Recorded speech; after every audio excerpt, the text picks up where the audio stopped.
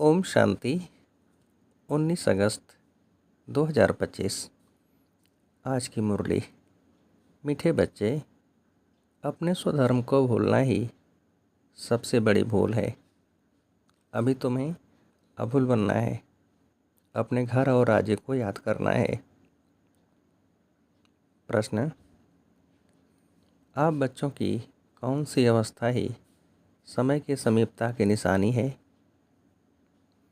उत्तर: आप बच्चे जब याद की यात्रा में सदा मस्त रहेंगे, बुद्धि का भटकना बंद हो जाएगा, वाणी में याद का जौहर आ जाएगा, अपार खुशी में रहेंगे, घड़ी घड़ी अपनी सतयुगी दुनिया के नज़ारे सामने आते रहेंगे, तब समझो समय समीप है। विनाश में टाइम नहीं लगता, इसके लिए याद का चार्ट बढ़ाना है। गीत: तुम्हें पाके हमने जहान पा लिया है। ओम शांति। रूहानी बच्चे इस गीत का अर्थ तो समझते होंगे। अब बेहद के बाप को तो पा लिया है। बेहद के बाप से स्वर्ग का वर्षा मिलता है, जिस वर्षे को कोई भी छीन नहीं सकता। वर्षे का नशा तब चला जाता है जब रावण राज शुरू होता है। यह भी ड्रामा बना हुआ है। बच्चों को सृष्टि ड्रामा का भी ज्ञान है। यह चक्र कैसे फिरता है, इनको नाटक भी कहें, ड्रामा भी कहें। बच्चे समझते हैं बरोबर, बाप आकर सृष्टि का चक्र भी समझाते हैं। जो ब्राह्मण कुल के हैं, उन्हों को ही समझाते हैं। बच्चे, तुम अपने जन्मों को नहीं जानते हो, मैं तुमको समझाता हूँ।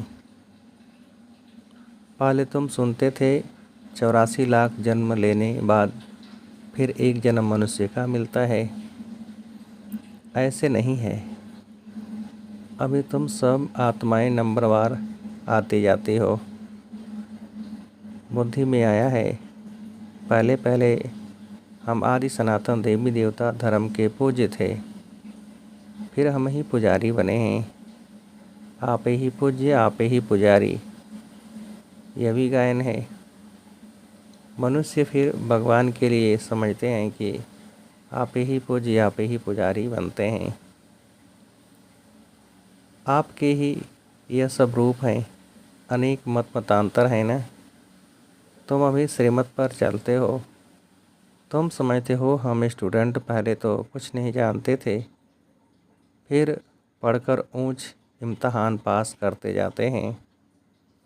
वह स्टूडेंट भी शुरू में तो कुछ भी नहीं जानते हैं, फिर इम्तहान पास करते करते समझते हैं कि अभी हमने बैरिस्टरी पास कर ली है। तुम भी अब जानते हो, हम पढ़कर मनुष्य से देवता बन रहे हैं, सो भी विश्व के मालिक। वहाँ तो है ही एक धर्म, एक राज्य, तुम्हारा राज्य कोई छीन न सके। वहाँ तुमको पवित्रता, शांति, सुख, संपत्ति सब कुछ है। गीत में भी सुना ना। अब यह गीत तुमने तो नहीं बनाए हैं, अनायास ही ड्रामा अनुसार इस समय के लिए यह बने हुए हैं। मनुष्यों के बनाए हुए गीतों का अर्थ बाप बैठ समझाते हैं।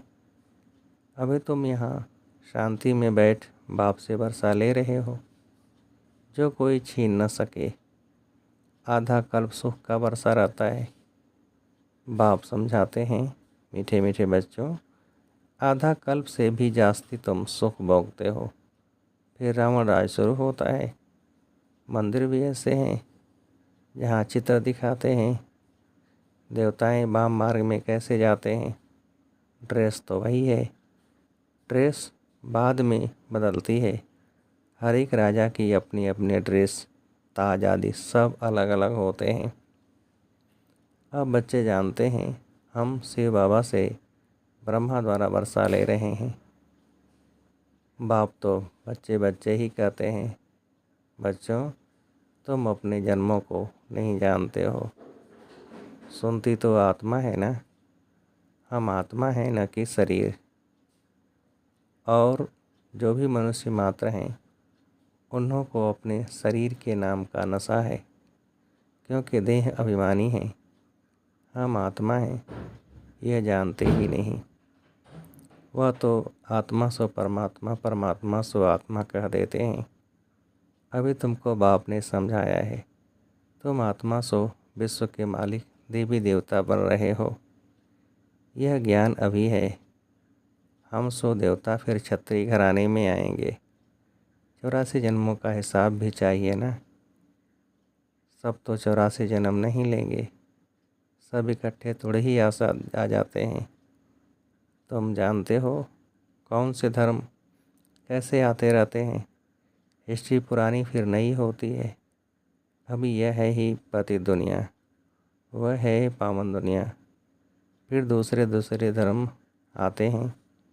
यहाँ कर्म क्षेत्र पर यह एक ही नाटक चलता है। मुख्य हैं 4 धर्म। इस संगम पर बाप आकर ब्राह्मण संप्रदाय स्थापन करते हैं। विराट रूप का चित्र भी बनाते हैं, परंतु उसमें यह भूल है। बाप आकर सब बातें समझाए अभूल बनाते हैं। बाप तो न कभी शरीर में आते हैं, न भूल करते हैं। वह तो थोड़े समय के लिए तुम बच्चों को सुख धाम का और अपने घर का रास्ता बताने के लिए इनके रथ में आते हैं।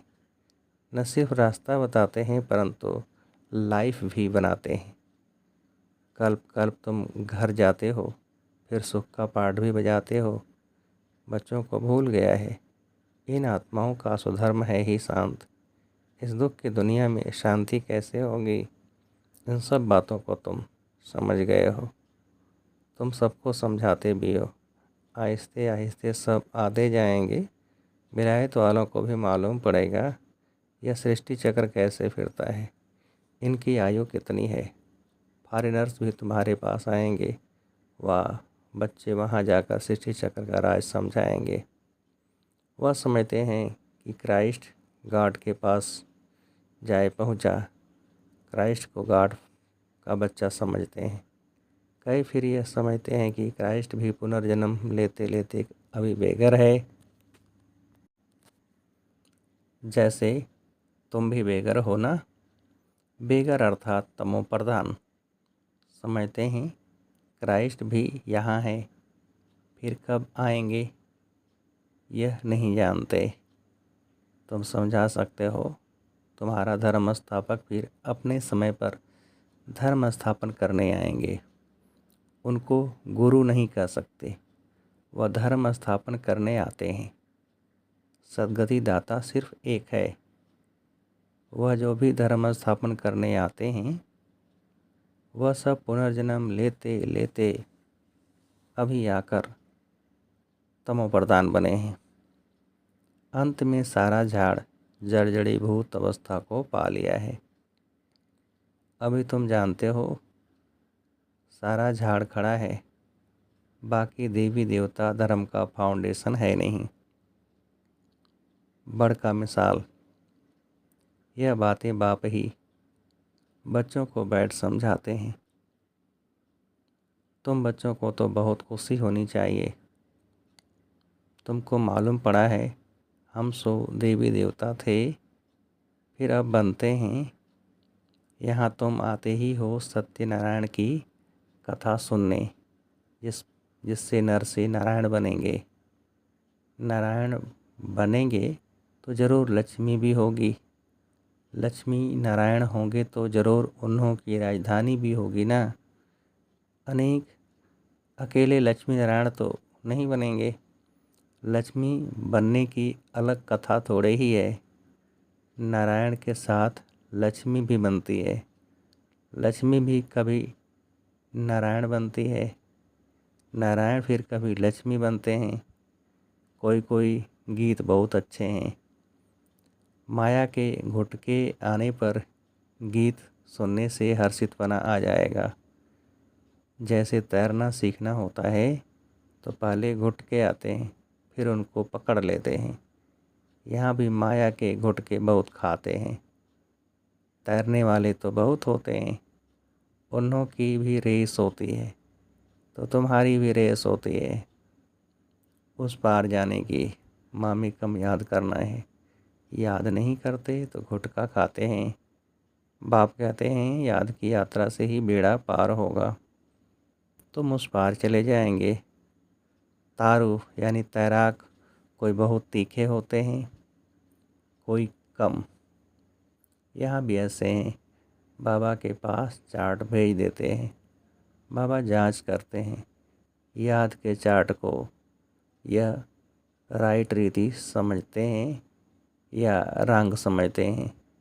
कोई कोई दिखाते हैं हम सारे दिन में 5 घंटा याद में रहा।